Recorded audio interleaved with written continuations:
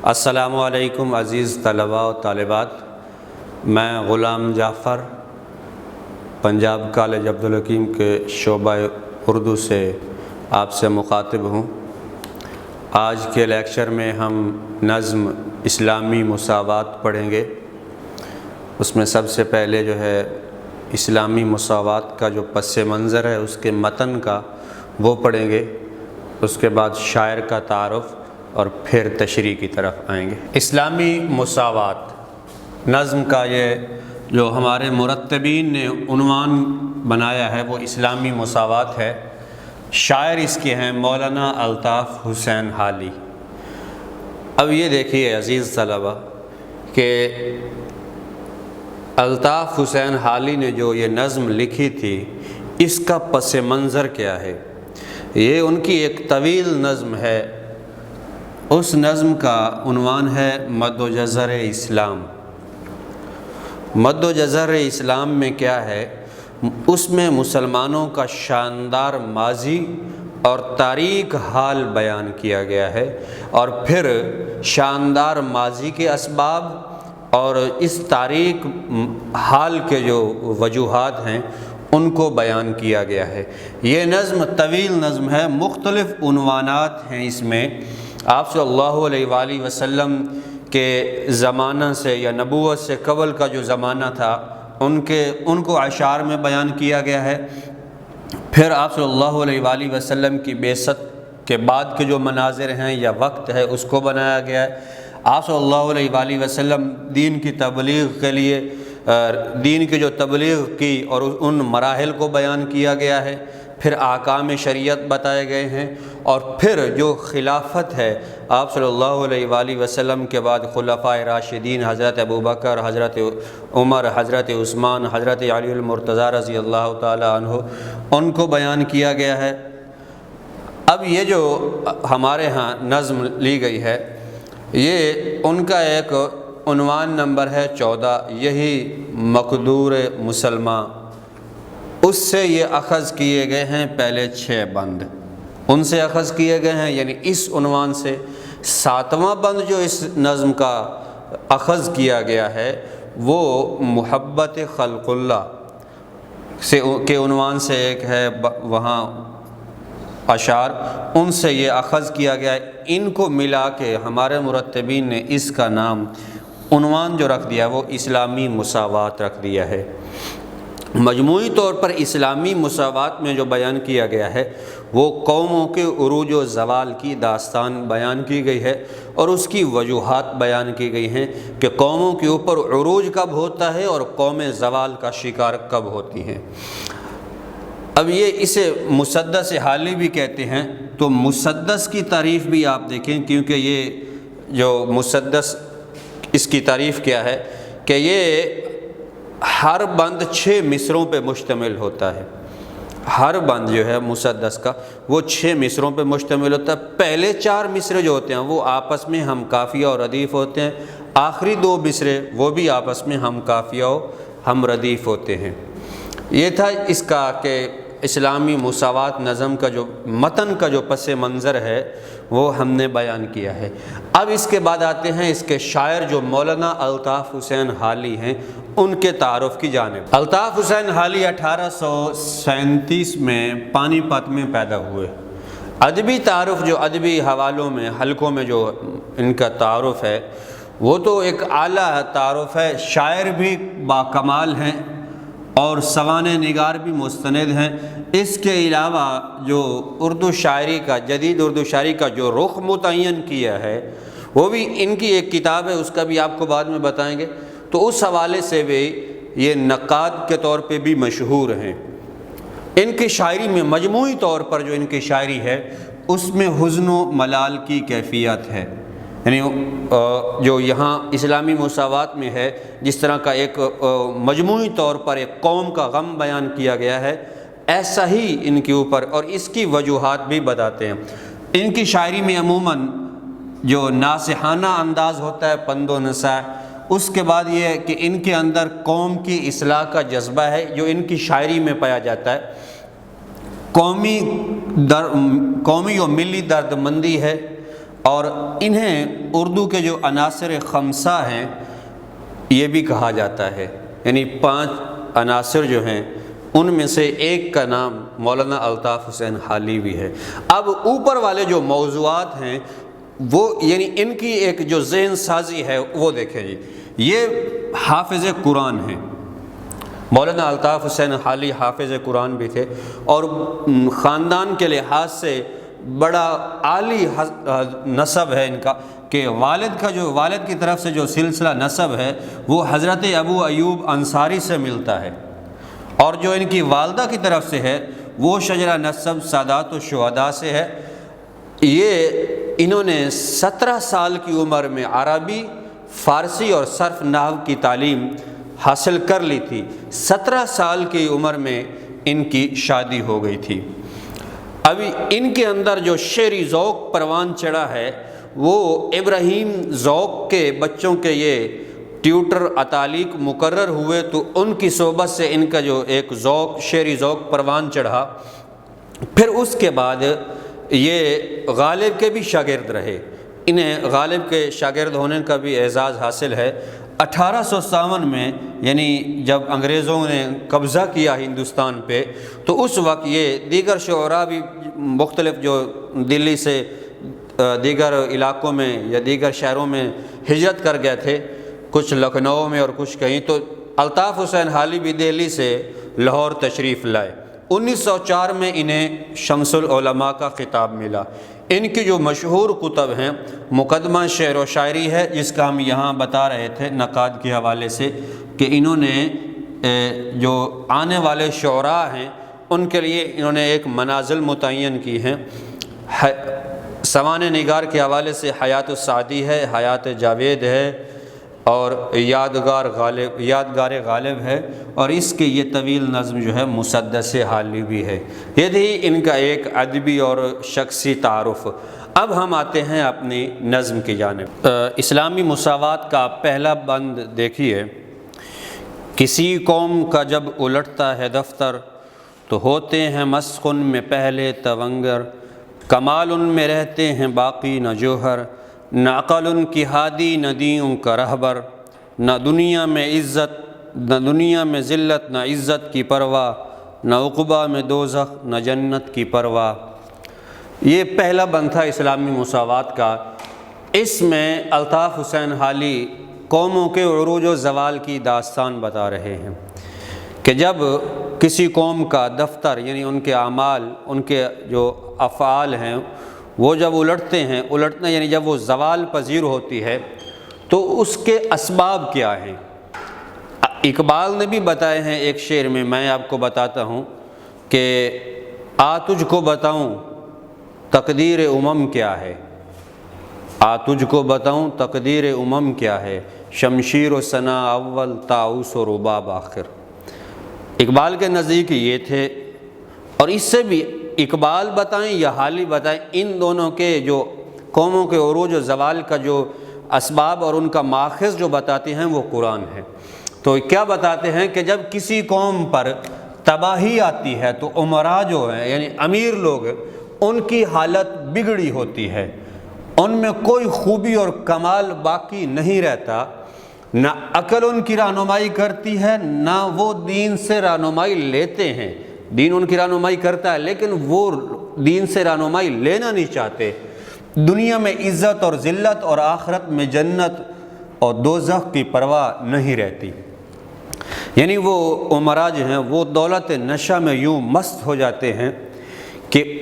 یہ نہیں سمجھتے کہ عقل کیا،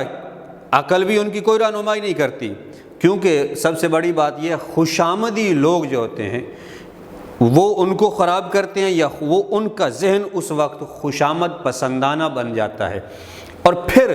جو وہ کام کر رہے ہیں ان کے اس فعل کے متعلق احکام شریعت کیا ہے، احکام دین کیا ہیں، اس کو بھی وہ بالائے طاق، اور یوں سمجھے کہ ان کے دل اور دماغ پہ ایک پردہ پڑ جاتا ہے، تو اس میں نہیں سمجھتے کہ ہمارے ہاں ہے کیا، ہم یہ کر رہے ہیں۔ اور یہاں پھر ایک مسلم اصول بتایا ہے کہ دیکھیں عروج کو زوال ہے اور زوال کو عروج ہے۔ اگر یہ قوم یہ شاندار ماضی رکھتی ہے تو کبھی تو ان کے اوپر زوال آنا بھی تھا، اور وہ اس کے اسباب یہاں بتائیں۔ دوسری بات یہ عمرا کا بگڑنا، سب سے بڑی بات یہ ہے کہ دولت کا آ جانا۔ آپ صلی اللہ علیہ وآلہ وسلم سے بھی کہا گیا تھا نا کہ فقر والی نبوت چاہتے ہیں یا یہ اود پہاڑ کا سونا آپ کے ساتھ چلے، تو آپ نے اپنی آل کے لیے بھی فقر والی زندگی ہے اس کو پسند کیا ہے کہ صرف دولت نہیں آتی، بہت سی برائیاں اپنے ساتھ لاتی ہے۔ اس کے آنے سے یہ جو لوگ ہوتے ہیں یہ عیش و عشرت میں پڑ جاتے ہیں، یہ نمود و نمائش میں پڑ جاتے ہیں،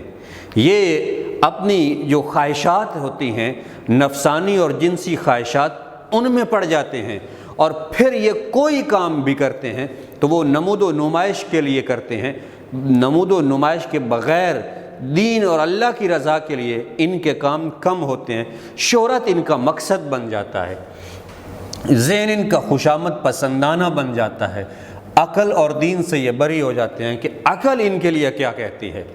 کیا یہ فعل آپ کسی کا یعنی بالکل اس سے بری ہو جانا عقلی دلائل سے، یا عقل کیا چاہتی ہے اس بارے میں وہ بھی ختم، اور دین کے احکام کیا ہیں اس کو بھی بالائے پشت ڈال دیتے ہیں۔ اور پھر اس میں یہ بھی بتایا گیا ہے کہ عاقبت نہ اندیشی، کہ آخرت کی بھی کوئی فکر نہیں ہے، دنیا میں تو انہیں عزت اور ذلت کی پرواہ ہے ہی نہیں، آخرت میں بھی جو ان کو جنت اور جہنم کی بھی کوئی پرواہ نہیں ہے کہ ہمارا یہ فعل ہمیں جنت میں لے کے جائے گا یا جہنم میں لے جائے گا، بالکل وہ اس سے بری ہو جاتے ہیں، آخرت کو بھول جاتے ہیں۔ اس لیے میں نے کہا کہ صرف دولت نہیں آتی، بہت سی برائیاں دولت اپنے ساتھ لاتی ہے، اور پھر اس طرح کے جو دین سے دور لوگ اور دولت پسند ہوں یا ان کے پاس دولت ہو تو وہ پھر ان کے بہت ساری برائیوں کا مجموعہ ہوتے ہیں۔ وہ سورہ بنی اسرائیل میں بھی اللہ تعالیٰ نے یہ فرمایا ہے کہ جب ہم کسی قوم کو تباہ و برباد کرنا چاہتے ہیں تو اس کی وجہ جو ہوتی ہے وہ یہ ہے کہ دولت مند لوگ جو وہ ہماری واضح نافرمانی کرتے ہیں، دیکھا جائے گا وہ ان کو کوئی ناصحانہ انداز یا احکام کی، قرآن کی یا سنت کی یا حدیث کی کوئی بات بتائیں اس کو مذاق اڑانے لگ جاتے ہیں، اس حد تک ان کے عقل و دل پہ پردے پڑ جاتے ہیں۔ دیکھیں، اور پھر اگلی بات بھی کیا خوب کہی ہے کہ اقبال نے، فطرت افراد سے اغماز تو کر لیتی ہے، کبھی کرتی نہیں ملت کے گناہوں کو معاف، کہ ایک آدمی اگر کسی برائی میں مبتلا ہو تو اس سے فطرت جو ہے وہ آنکھیں چرا لیتی ہے اور معاف کر دیتی ہے، لیکن جب مجموعی طور پر قوم زوال کا شکار ہو جائے تو پھر اس کا مقدر جو ہے وہ اللہ کی نافرمانی کا شکار ہو جائے تو اس کا مقدر زوال ہوتا ہے۔ یہ تھا پہلے اس میں بند میں۔ دوسرا بند دیکھیے اقبال اس میں الطاف حسین حالی کیا کہتے ہیں کہ نہ مظلوم کی آہوزاری سے ڈرنا، نہ مخلوق کے حال پر رحم کرنا، ہوا و ہوس میں خودی سے گزرنا، تعیش میں جینا نمائش پہ مرنا، صدا خواب غفلت میں بے ہوش رہنا، دم نزا تک خود فراموش رہنا۔ اب اس میں دیکھیں کہ کیا کہتے ہیں کہ ظالم امیر لوگ غریبوں کی مدد نہیں کرتے، لالچ، عیش و عشرت، نمود و نمائش کے چکر میں احکام خداوندی کو بھول جاتے ہیں، یہاں تک کہ موت کا شکار ہو جاتے ہیں۔ یعنی اس حد تک بھولتے رہتے ہیں کہ پھر کیا ہوتا ہے، یہاں تک کہ وہ موت کا شکار ہو جاتے ہیں۔ دیکھیں، ایک ہوتی ہے ضرورت، یہ ہوا جو چل رہی ہے یعنی یہ ضرورت ہے، ہم جو پنکھے چلا لیتے ہیں یا ایئر کولر چلا لیتے ہیں یہ ہماری یوں سمجھے ایک آسائش کی زندگی ہے، اور تعیش کی زندگی یہ ہے کہ ہم ایئر کنڈیشن کے بغیر ایک لمحہ بھی نہ گزارے۔ تو جو امیر لوگ ہوتے ہیں وہ اس طرح کی پرتعیش زندگی گزارتے ہیں، ہر چیز، لباس برانڈڈ پہننا، گاڑی اعلیٰ قسم کی، تو یہ اس طرح کے ان میں وہ غریبوں کی ذرا بھی کوئی جو کہ حال ہے اس سے بالکل بری ہو جاتے ہیں۔ یہ اس میں مزید جو ہے چند برائیوں کا ذکر کیا ہے الطاف حسین حالی نے کہ وہ کیا کرتے ہیں، ایک تو عیش و عشرت میں پڑ جاتے ہیں، نمود و نمائش میں پڑ جاتے ہیں، اور پھر غریب لوگ نہیں دیکھتے غریبوں کے حال کیا ہے۔ کہ وہ شعر ہے نا کہ گندم امیر شہر کی ہوتی رہی خراب، گندم امیر شہر کی ہوتی رہی خراب، بیٹی مگر غریب کی بھوک سے مر گئی۔ یہ نہیں دیکھتے کہ غریبوں کے حال کیا، وہ اس سے بری ہو جاتے ہیں اور نمود و نمائش کی زندگی اس میں اس حد تک احکام خداوندی کو بھی بھول جاتے ہیں، اور یہی بھول بھلیا ان کو قبر کے گڑھے میں اتار دیتا ہے۔ اور پھر یہ وہ ظلم پہ اتر آتے ہیں، غرباء پہ ظلم،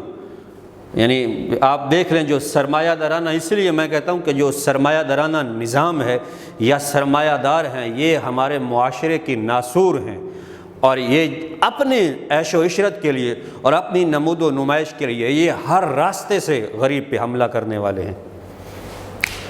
ان کی مقصد، زندگی کا مقصد ہے وہ صرف اور صرف دولت سمیٹنا ہوتا ہے، اور رقص و سرود کی محفلوں میں یہ اپنی زندگی بسر کرتے ہیں۔ ایک شعر دیکھیے جی کہ حسرت سے تک رہی شریفوں کی آبرو، حسرت سے تک رہی شریفوں کی آبرو، پیدا کیے ہیں زر نے کمینے نئے نئے۔ اور بھی شعر دیکھیں یہ کہ درد دل کے واسطے پیدا کیا انسان کو، ورنہ طاعت کے لیے کچھ کم نہ تھے کرو بیاں۔ کہ مقصد جو انسان کو پیدا کرنے کا وہ بھی مقصد درد دل ہے، وہ ختم ہو جائے تو پیچھے کیا ہے۔ یہ دوسرا شعر۔ تیسرا شعر دیکھیں جی، تیسرا بند دیکھیں